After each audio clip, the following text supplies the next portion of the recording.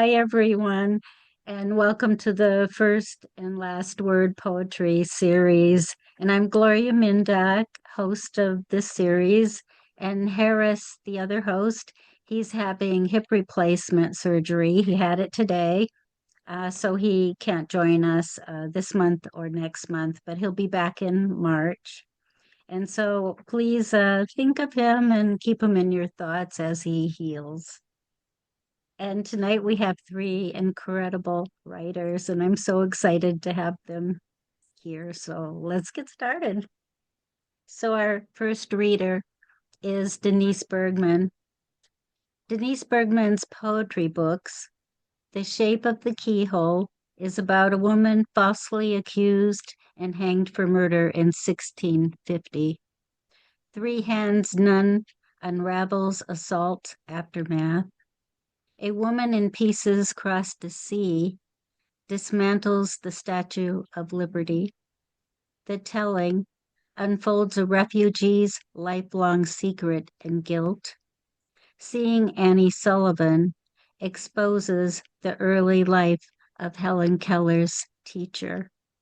And Denise's web page is denisebergman.com. And I give you Denise. Thank you, Gloria.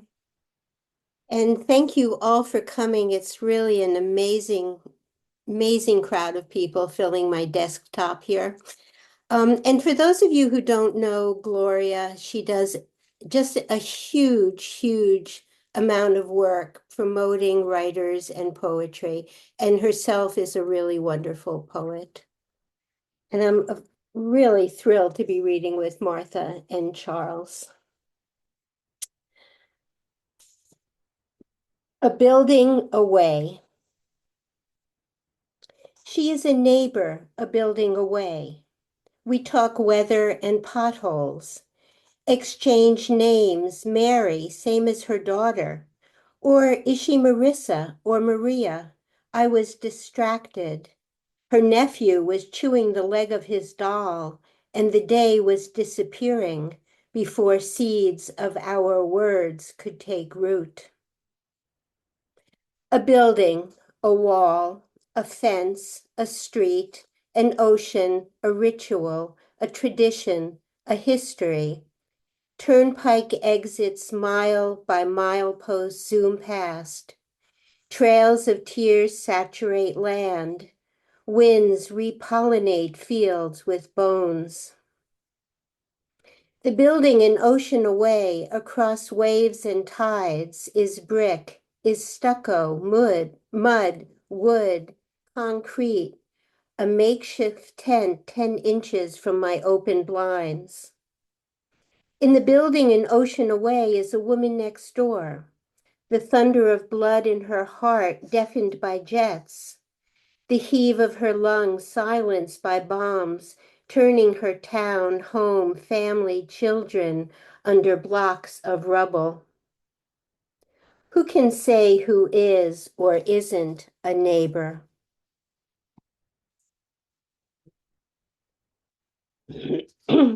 Lately, I've been writing many persona poems. Those are poems in the voices of a variety of people, and I'll read a few of those. The first is called The Spelling Bee Winner. Indomitable. Can you believe it? For the whole B, I was skateboarding inside the alphabet, flips, turns, landings. I could see the judges' expectant, A-N-T, faces. Sometimes I close my eyes to dig up Greek Latin roots and pluck their stems and letter leaves. That's not my description, it's my mom's. And this is her Lucky Charm rubber band loose on my wrist. Dad's lucky keychain in my pocket. He once won math magic. I was all set for the B. First, resuscitate, got the tricky S. Spelled all the words, even luxurious. which I'd memorized sitting on the stoop with Ralphie boinging the basketball between our knees. Our whole building roots for me wanted to come, actually, but today was the protest to stop Key Foods from leaving, the only grocery in the neighborhood. So I understand. And folks stopped in for good luck, not like you need it, ha ha. But remember, perturb is URB. Nobody forgets anything around here. I love basketball too, a lot. The hoop on the corner pole needs fixing. The net, that is. Anton's father will bring a ladder home from work.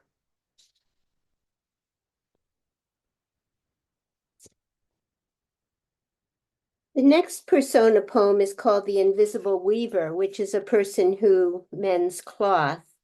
And, well, I'll let her tell you. Invisible Weaver. Invisible Weaver, when asked what I do, Invisible Weaver.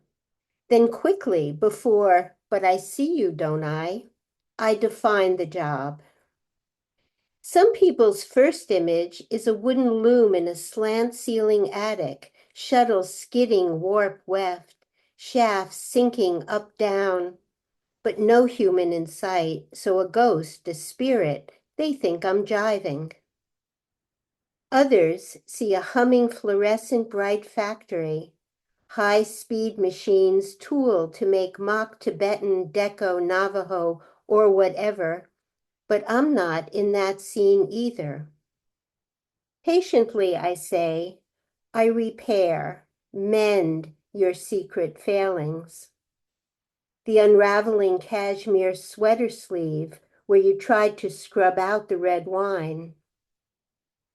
The gash in your down coat, hole in your linen pants where lust caught you on chain link. I fix so no one will suspect or guess your carelessness, your mistake. I am the fix-it woman, reliable backup tactician, confidant. With me, you don't risk exposure. I'm the EMT of tear and torn. Call me a plastic surgeon. Aunt Marge won't have a clue her ancestral hand-me-down scarf hung next to your beach towel on a willow branch. Invisible mend. And me invisible, like your therapist in the restaurant, pretending to be a stranger. Or invisible as a strawberry field worker, grape picker, rest stop toilet cleaner, secretary, delivery driver. I am the woman behind you on the subway, staring at your exposed collar lining, the way a dermatologist debates whether to tell a stranger the mole on his neck is a festering volcano.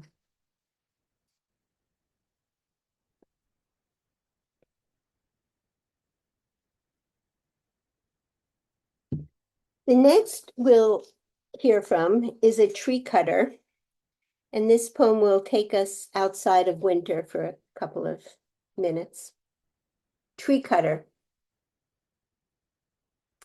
Look down through the branches, part them gently, a green mosaic floor, and around you wallpaper leaves, and above fragments of blue, all shades of blue, shifting, dawdling, like me, an hour more before Joe comes back with the long pole saw we somehow left at the last job. He'll clip it to the rope. I'll hoist it up. The operation will begin. Meanwhile, me and the birds. When I don't move, they romp around me. If I shift even slightly, they shut down, huddle in we're invisible mode, want to fly off but can't.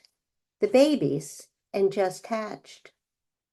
Honestly, the worst time to saw, handsaw, chainsaw, invade their tower, rattle metal. Apologies, birds. Sorry, sorry, sorry, little ones. Hang in tight in your crib. You're safe. We'll be out of here in no time. Promise. Look at these mosaics ripple, sunlit outlined edges, toothpick stems, Escher patterns. The broken bow's deep gash, I want to say raw with seasons.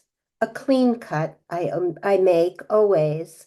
Then lower the arm slowly, respectfully. Its life work shading, cooling generations of people, nesting generations of squirrels, cardinals, sparrows, mourning doves, sometimes crazed hornets.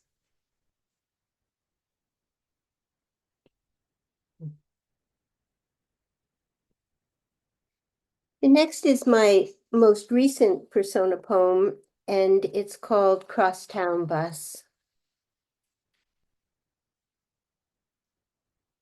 Who wears them anymore? Those aviator wire rim glasses, walls of reflected light, leftover light, from a then more comfortable than the now he is stuck in. The bus he was stuck in yesterday, creeping along, stop, go. Maybe every day this is his every day. So what? Listen, I'm making no excuses for him. None, none. Started out an ordinary ride. Bus driver barely acknowledging my kid's hello. Go, stop, go. Ding, stop requested. Exit through the rear door. Street names going from numbers to words.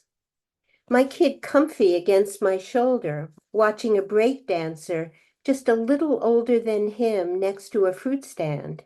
We're moving that slow. And then from behind us, I think from that last seat across the very back, the man, fast, fast as you can in a bus, appears in the aisle 3 rows up from us. What, I think, you can't exit through the front door.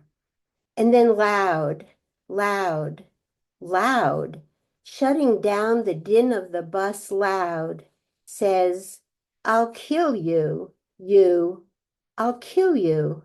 Go home, filthy Mexican. Spittle showering the seated teenager's hair, collar, shoulders. The bus silent. The look on my kid's face, begging, his eyes begging, stop this. His wide, wide eyes. Me, he's begging, me.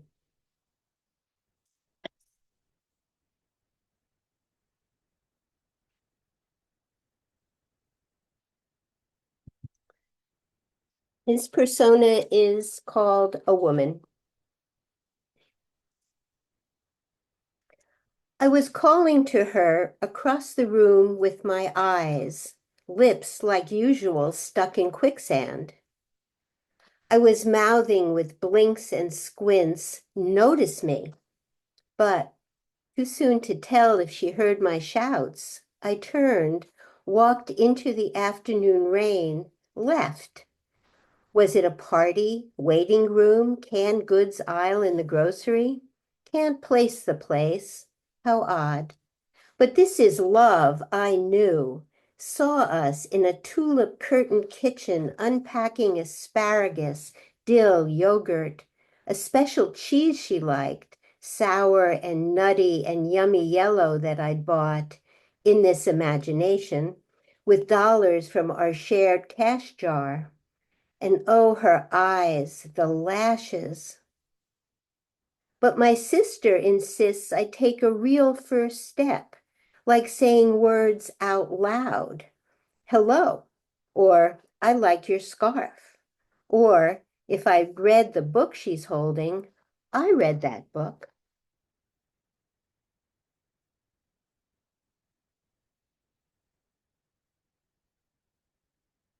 I'll end with not a persona poem. I write often about different forms of waiting, imposed waiting, and the qualities and types of time that waiting holds and encompasses. And this poem is called Seven Longs, Longs, Longs. 1. Until the rubber band meets its limit, while the bent bow torments the arrow,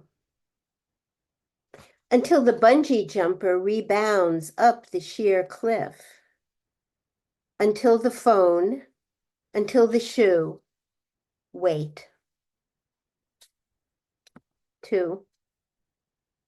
She waits so long, the object of her waiting disappears. 3. Long is the walk, clutching the baby doll the ice agents let her keep. Its tangled plugs of hair, bruised blushed cheek, filthy feet. She stretches her shirt to cover its naked pink skin. 4. Lie. That is, tell him he doesn't know in any language, long or short. So young, and your words in any language are dust. Lie. Tell the one who once had an Elmo backpack, its strap over there, zipper here. He will be home in Gaza City before long. 5.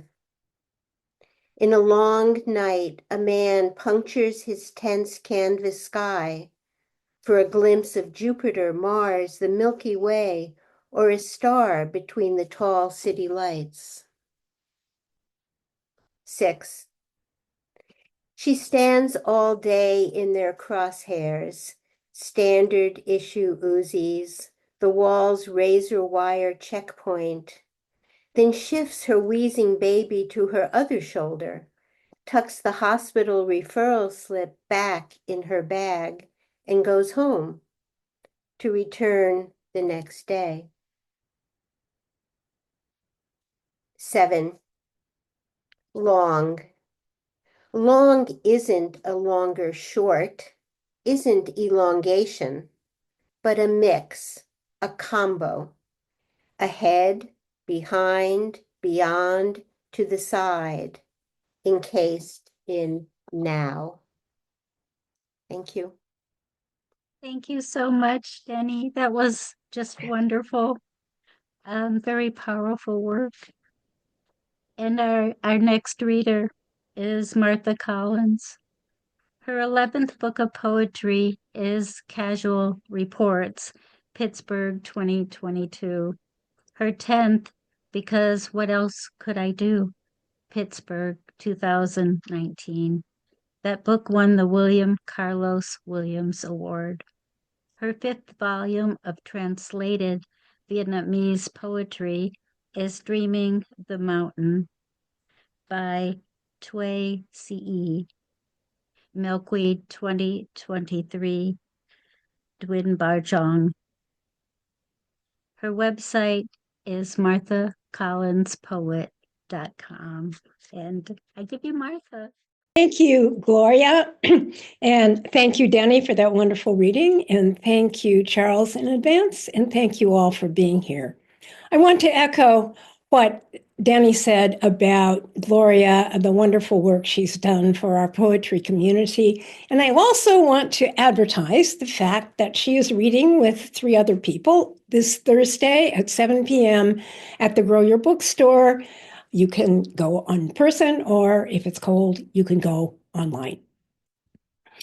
So I'm going to begin by 3 poems that, alas, seem rather appropriate for this day after.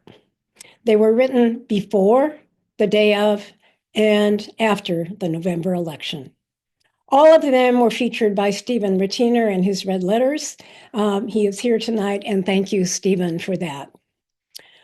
The first one is dated July 4th, 2024. I'll remind you that on July 1st, the Supreme Court granted presidential immunity from criminal prosecution. And I should also mention that the biblical figures mentioned in the poem were often evoked to justify the actions and the faith or lack thereof of the former and current president. Foretold. The white sheet I dreamed floating over us. For sleep, or was it shroud? Cloud of We should have known when they called him our David, adultery, murder, our Cyrus, not one of us, but we should have heard king. 2 more tanks, he said in the dream, as if he were off ordering coffee. Retribution. They gave him the right to remain. And the second poem is the shortest poem I've ever written. It's 1 line long and ends with no punctuation. The title is the kind of thing you would see, a little slip of paper in a book when there's an error that's being corrected. Erratum, November 2024. We said it would be close. It wasn't even.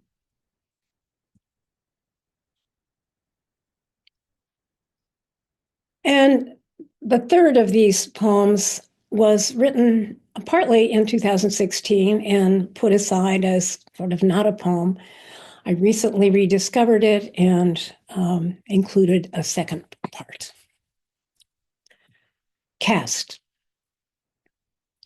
For state, the head of Exxon, a billionaire. For labor, a critic and violator of labor. For environmental, a climate change denier. For education, a critic of public schools. For housing, someone who simply lived in a house. For homeland security, someone to build a wall. For senior counselor, race, white, don't ask. For attorney general, immigration, watch out. Intermission. For attorney general, accused pedophile, oops. For defense, defender of war crimes, sex offender. For homeland security, someone who shot her dog. For education, a wrestling empire exec. For France, a family associate convicted felon. For Israel, no such thing as Palestinians. For health, a conspiracy anti-vaxxer, no training. For whatever he wants, the richest man in the world.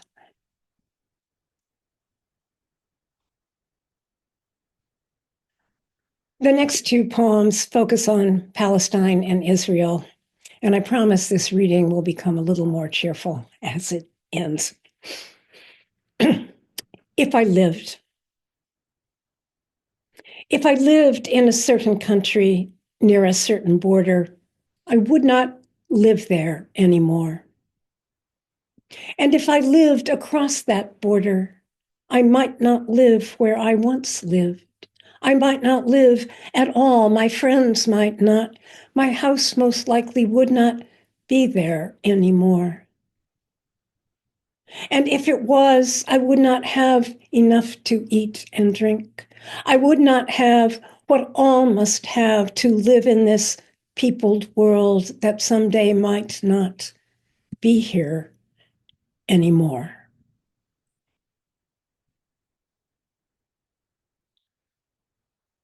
Remnant. Dove rowing, wings, oars, turning, lifting over this glitter, rubble world gone wrong. No water, food, medicine, fuel, Christmas is canceled in Bethlehem. God is a watering hole, I dreamed. They are bombing everything, bombing away. Steal away, stole away, home, no home. Stolen good.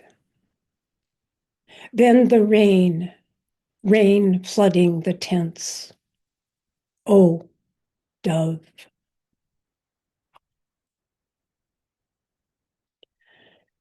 This next poem is in memory of Lee Sharkey, my dear friend in political action and poetry, who died in 2022 after a 2-month illness. Her posthumous book, I will not name it except to say, was published in 2021 by Tupelo Press, and I recommend it. Afterwards, for Lee Sharkey. We met over poems first and often after. Poems in the poor world. Poems on the phone, on a shared couch. Couch to put into words. For 10 years we drove, we rode the train, the bus, found ways. Then she called me and told me she had cancer. There was no cure. Come, she said, help me finish my book. I went, and 10 days later, the book was done. Hours later, her publisher said, sublime.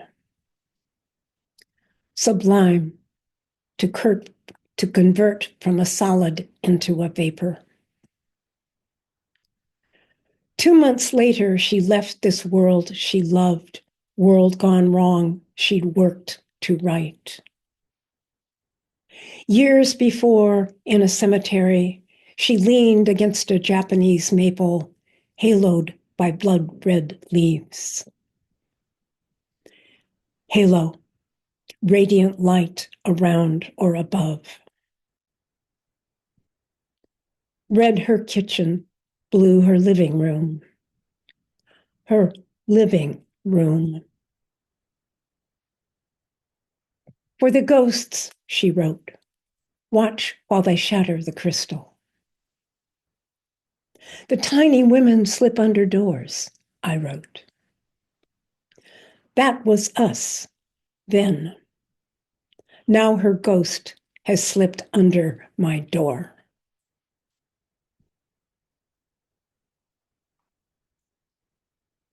The next 2 poems are love poems. Arcturus. Because my friend, who knows much about many things, had written Arcturus, I looked up Arcturus, and yes, it's the brightest star in our northern sky. But because my friend made it seem, it was complicated, like something more, I kept looking, and yes, it's an aging star, but that wouldn't be it. Then I considered the source of its name, Bear Watcher, which comes from its place in the sky near Ursa Major. But my friend, as far as I knew, had no particular interest in bears. And although another possible source of the name is a myth about wine, and this made me recall some delightful evenings I'd spent with my friend, I decided no, he'd probably written Arcturus only because, if there was a because, of the bright star thing. But by then, I'd read that Arcturus was one of the first stars ever named, and that it was called, in various times and places, a pillar of sky, the sword, the pearl, as well as, I thought of my friend again, the owl, and also the star of gladness, the star of joy.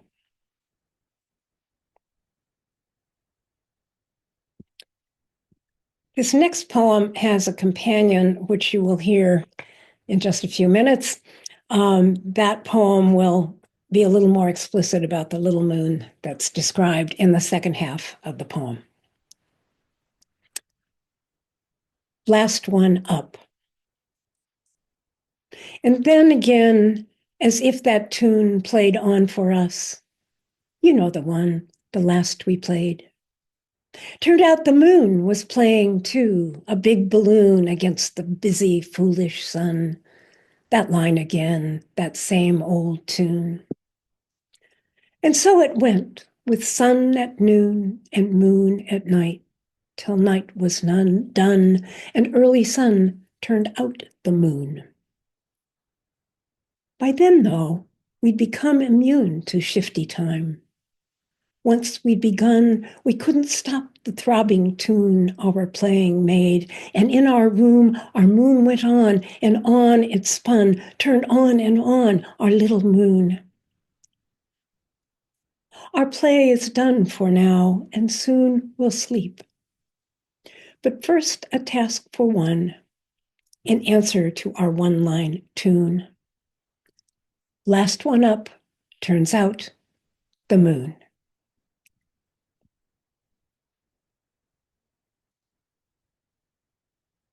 And the last poem I'll read is a poem for all of us, a poem that perhaps we also need on this day after. Benediction. Not a story, we said, not even a line. And there wasn't a line, there was a circle.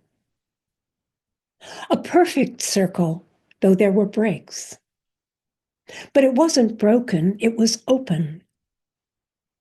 It was open in the spaces between. It was open in the spaces between us. And we were like candles giving light. But the light came from the length of our bodies. And we were like lilies that opened their throats. And as we opened, we almost touched. And we threw back our heads, and the circle widened. And there was silence, but we were singing. Thank you. Thank you, Martha, for those poems, and especially closing with the last poem you read. Thank you. And Charles O. Hartman is our next reader. He has published 8 collections of poetry, including Downfall of the Straight Line, Arrowsmith 2024. Also books on jazz and song, computer poetry, free verse and verse, an introduction to prosody. He is poet in resident emeritus at Connecticut College. And I give you Charles. Thank you, Gloria. Thank you to Denny and to Martha. It's wonderful to be doing this, even at this time, about which I, in contrast to my 2 predecessors, really have nothing to say. Maybe I will someday. I don't know. In any case, thank you for being here. I realized looking at this screen that I have, as they say, television eyes. And I don't know what to do about it. I've tried all combinations of, the hell with it. It doesn't matter. I too have a number of poems in my most recent book, Downfall of the Straight Line, that are spoken by somebody or something that is adamantly not me. And I'll begin with one of those. Donkey in the Air. While I stood as usual, they added stones to the back of the cart, presumably behind the axle. So, not suddenly, but at some tipping point, the market square began to fall away. Look at that bell tower. Who would have guessed? Meanwhile, the chest, supposed to hang from the firm arch of the spine, ached in harness. The clapper lolled. If I've been sure of anything, its footing. Now I find less traction than a swimming dog. Could try what the birds do. No. You're gaping. I would too. I have a couple of ideas which unfortunately involve hands. You capped fool with the camera, why not scurry to unload stones, return me to the useful earth? No, this is too much fun. Snap on, develop, print, make a postcard to amuse your tourists from Pakistan to Naples, till it slips into the fist of a Greek who will do a trick to transpose my hung, ridiculously elevated body into a picture of his own village to shame the locals. Then one of you can turn it into words, also good for bandying about. Always glad to be of whatever service in the quarry of your decades. At last, since nobody wants to deal with me dead, somebody starts lifting off counterweights. No plummet, just hind legs, a little kicking, watch the tail, then 4, back in the belonging dust. That's settled.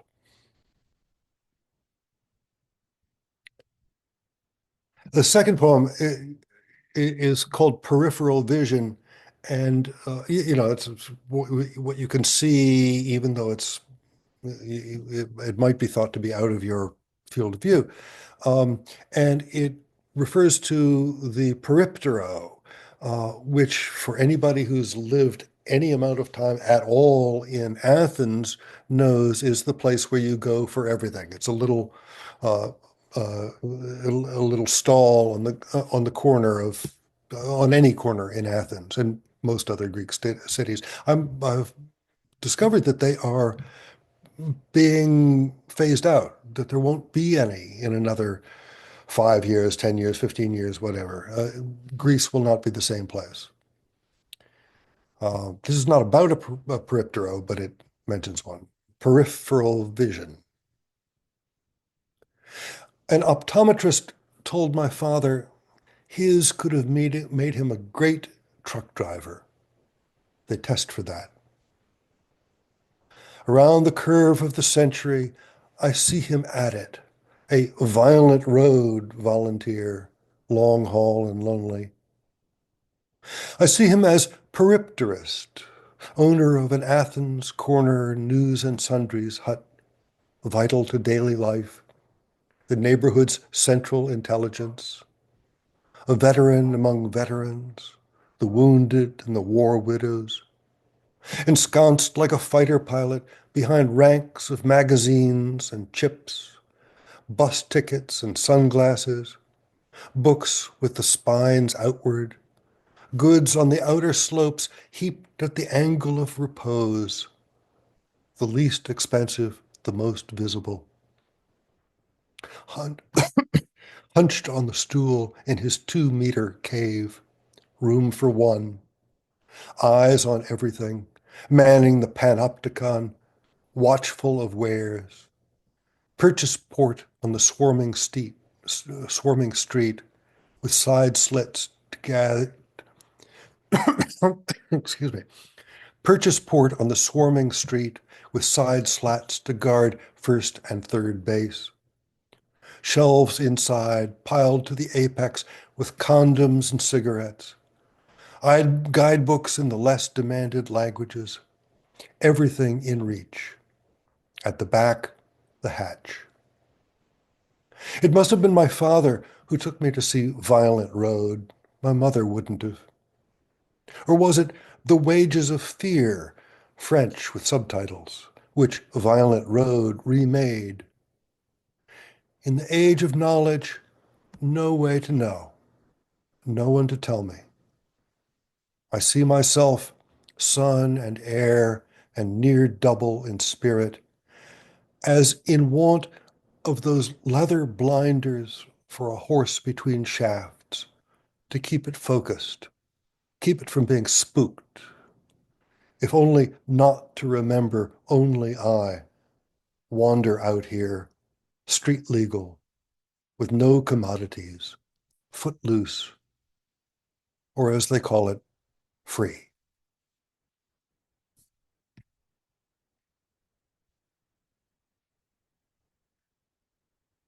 The pianos. This has an epigraph from the Grateful Dead. All graceful instruments are known. Amid so much sleep, we remember the waking phrases, iterations bored or rapturous, resounding hours, rehearsals of the opulent impromptu, the melody sketched by a right hand once and let drop. We almost remember the 100 hands, thousands of operations, fashioning us for the sleek showroom, the dim loft, the highly favored dorm, the not quite defunct club, solarium, atrium. Among us, we have taught some children what they are. Whether we're grand, the satin titan with mammoth underbite, or upright, but spinet is an ugly name. Everyone has a fall-board eyelid. We all need work. My felts haven't been pricked for years. The sostenuto's flabby. A long life can be ghastly, last decades in an untunable basement, peeling, untouched even into noise. Once on a loading dock, Steinway CD 318 and I passed back to back. Gould's Own on loan to Evans. This was before the fall. Another I knew stroked Tatum's fingers, then Peterson's. A junker by then, with a fresh coat of paint. When monks burned, everyone went dumb for a day. When I first came home under the round window, even as I heard the truck's pads and dollies tucked back in while guys flexed shoulders for the next, on that still first morning, I answered Bach with Bach. And when at last she stood and away from me to speak to some others, I knew her heart was mine.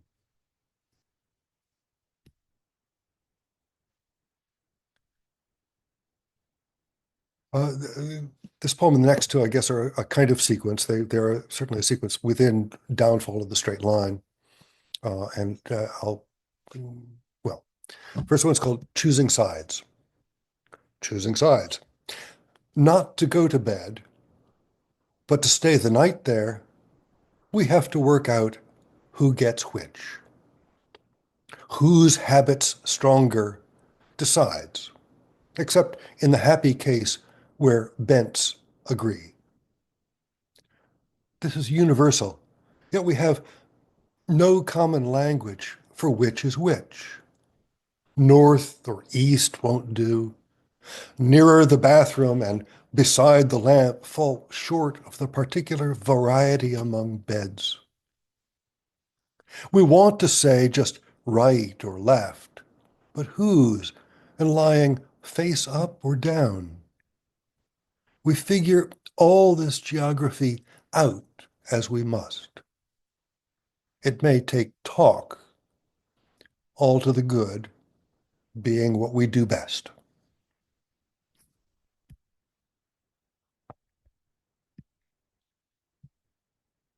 And this poem is is the one that Martha prefigured with hers. It's called Moonlight. 2 words that the title is. Moonlight. Bless her who blessed us with this gift, this bauble, Pharos paraphrase of Earth's, our satellite, a bubble to make your room a fable of seeing through the night. This 3D printed globe, crater by crater true, minutely rough, as is no doubt the original to the soft hand of God, hankers to show us us, Who knew it was so light, that clinker in the sky, to rest its ounces on a wireframe cube of basswood? Who knew it had a button to switch from gold to rare blue and dim it too? We said this afternoon, looking ahead to night, last up turns out the moon.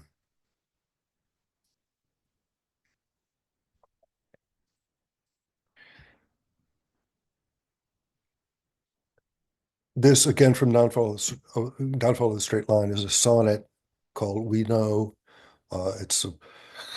For anybody who cares, it's a sonnet regular in its rhymes, but irregular in the length of its iambic lines. We know. The time will come, we know, when one of us, catching a summer chill, takes on the full-time, lifelong chore of being ill. Or something sidesteps all that fuss. Some blow we won't have leisure to discuss. One absent-minded footfall on a hill, or too close to a cougar's kill. Soon or late, one will prove the obvious.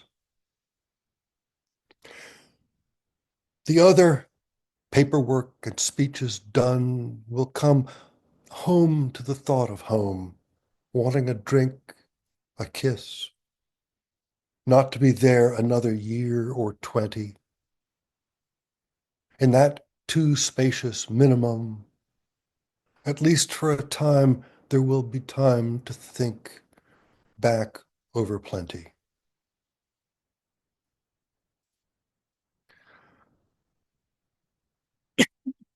Excuse me. I'm going to go on with three more poems that are new, that are since Downfall of the Straight Line. Before I do that, I want to thank Stephen Rettiner for publishing the last two of those poems among his read letters.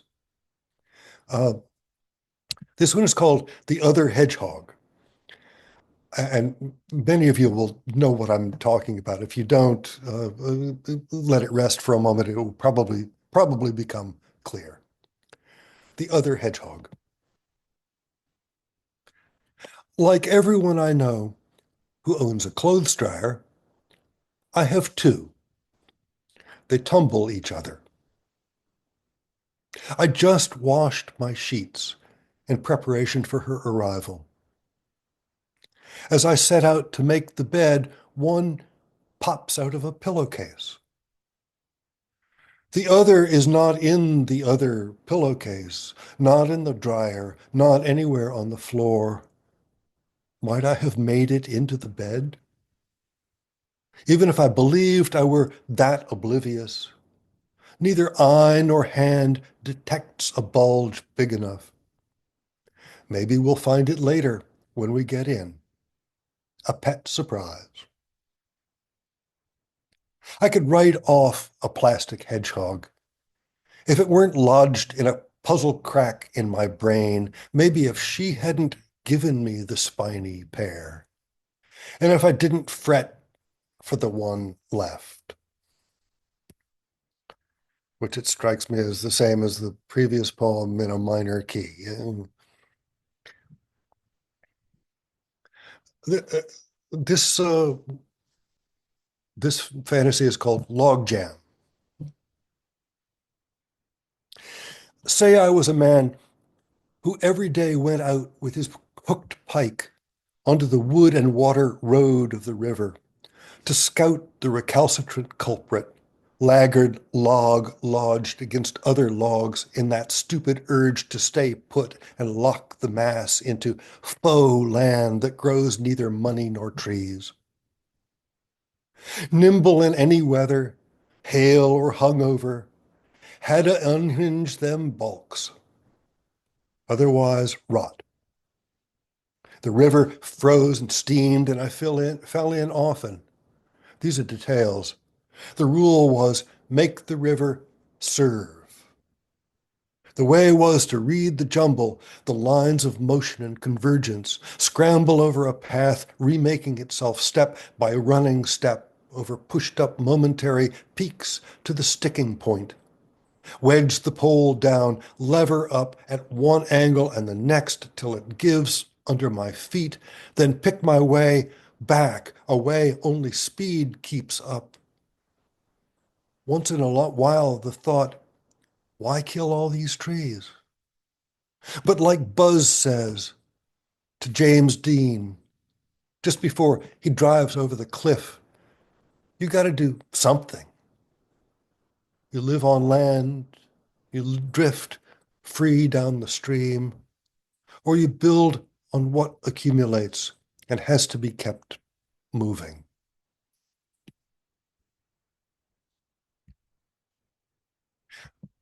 And one more poem. This is called Au revoir, the little piece at the end of some formal poems that sends the poem forth.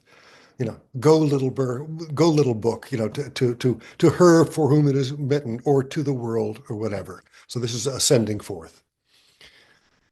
Au revoir. Here is the branch-wedged nest where poems have fledged.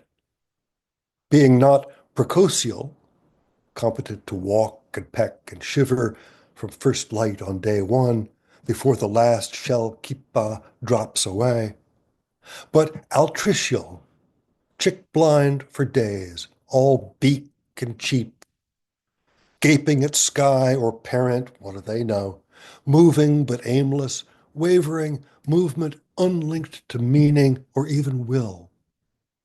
So you feed them all day with heaps of what you remember or dream up, whatever stuff you think they can digest, what will put feathers on their tiny chests. Just as for birds, it's vital to their survival to fear falling, to shrink back, right up to the hour they need instead to lean out into depth, their birthright. By now, the nest's just remnant sculpture, decked with a little down. Thank you. Thank you all. Thank you so much, Charles. And now we come to the part where we have an open mic, and there's only 5 slots, and we do have a rule, and that is one poem only, no longer than a page. And to start us out, I'd like to call on Ellen Steinbaum. It was a delight to hear you and to be introduced to Charles's work, whom I had not had a chance to hear before. Anyhow, thank you very much. I'm going to read a very tiny poem, and it is a golden shovel, and it's based on, given the theme of the day, it's based on the preamble to the Constitution. The dream is this, that we, living in this land, with the interweavings of its varied people, seeking a way for the good of us all, for what can lift us to the place where we see how united we are, and where each of us states, unafraid, what we believe in, and what we must do to create an order that welcomes all our voices to ring out, and where we see the form our chorus takes when we can sing a song together, voices lifted ever more strongly, and though not perfect, harmonizing in a vision of union.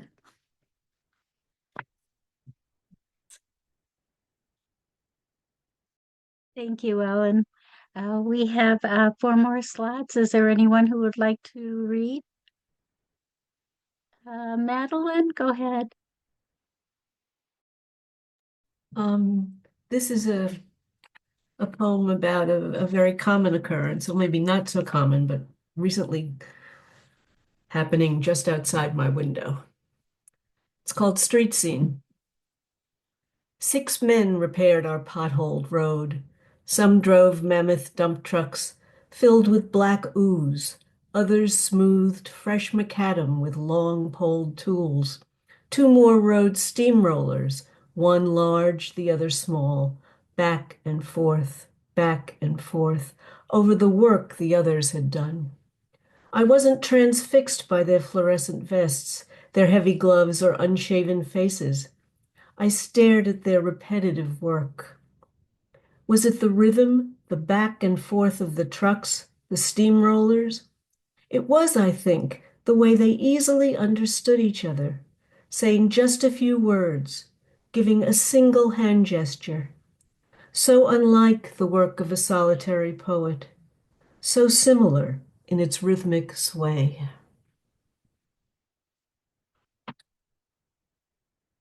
Thank you, Madeline. Is there anyone else? I'd love to. Yes, Barbara. Oh, Barbara, and then who was talking? Miriam? Yeah, Okay, I'll call on you next after Barbara. great. Okay. Meteora on New Year's Eve. 1. Hearing priests and bishops chanting from a TV program on New Year's Eve brought back a deep memory. 30 years ago, I climbed the 330 steps carved from sandstone to a plateau for a view of the Meteora monasteries situated on pinnacles of stone, half on earth, half in heaven. I stepped into a world of quietude. A friend handed me a wandering kitten and took my picture while in the chapel, Greek priests swinging smoking censers chanted the Jesus prayer. From a windowed gift store surrounded by mountains, I brought home a vial of holy water embossed with a silver cross blessed by the priests. 2. Growing up in the country, every New Year's Eve, my brothers, sister, and I walk on a tree-lined path to a rustic path by grandfather's red barns where the animals sleep to gather holy water.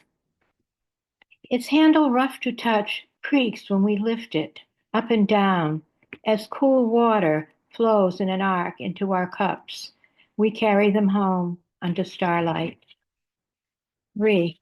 At Meteora, I breathed in the deep peace of the universe.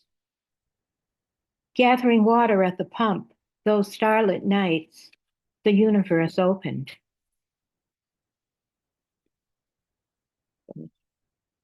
Thank you, Barbara. Thank you. And thanks. Miriam, go ahead. Hi there. People have been reading persona poems, so I will add mine, another persona poem. There's a speaker, her name is Missy, and then she refers to someone called Z, the last letter of the alphabet, Z.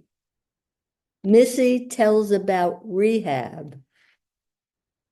When I weep for my monster thirst, Z says, I own your dress in another shade.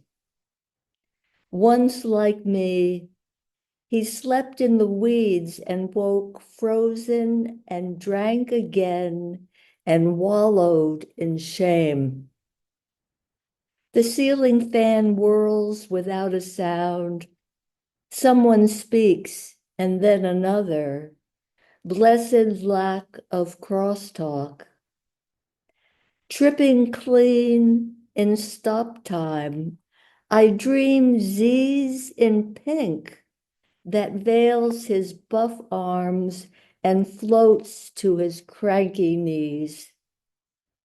Few things are left from his years of fame, not those actual tinkling silver bracelets, but the diamond-bezeled watch that shows a tiny moon sailing on blue enamel as hands ride the hours. Off the juice, we take hits from glossy cookies, and caffeine in small broken off corners of dark chocolate.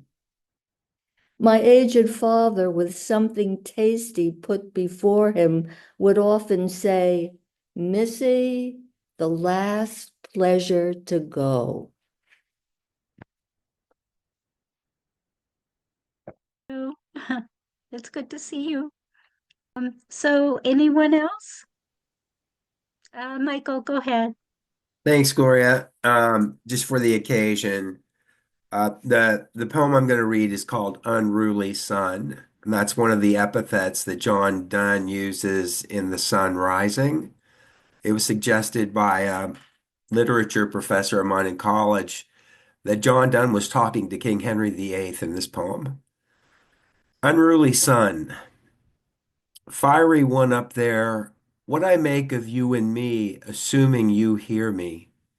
Hear anybody for that matter, by our science seen as you are in your photosphere, not a sentient god, but a massive ball of plasma, with that hair of yours, all disrupted magnetic fields, stormer, rouser, pain in the you-know-what to lays about lovers, Hatfield to McCoy's. One carries the smell merely pissing in the wind. Your curve on our earth goes on in its glare. John Donne wondered how speak to a monarch with an axe to grind, sparking a poem on the witting wheel of his wit. Speaker of shades that I am, I talk with the sun just in case, as to one real enough in me with a zenith to climb to, with hours to count, make count, with what far-reaching shows of simply stunning splendor to set me down. Thank you, Michael. So with closing, I'd like to thank all of you for coming tonight to hear the readers. What a night, you guys. The readings were just unreal. And I hope that we all will take Martha's last poem with us because we do need hope always. And thank you for all of you that read in the open mic. And I hope you all have a great night and please join us next month. And thanks again so very much. And good night.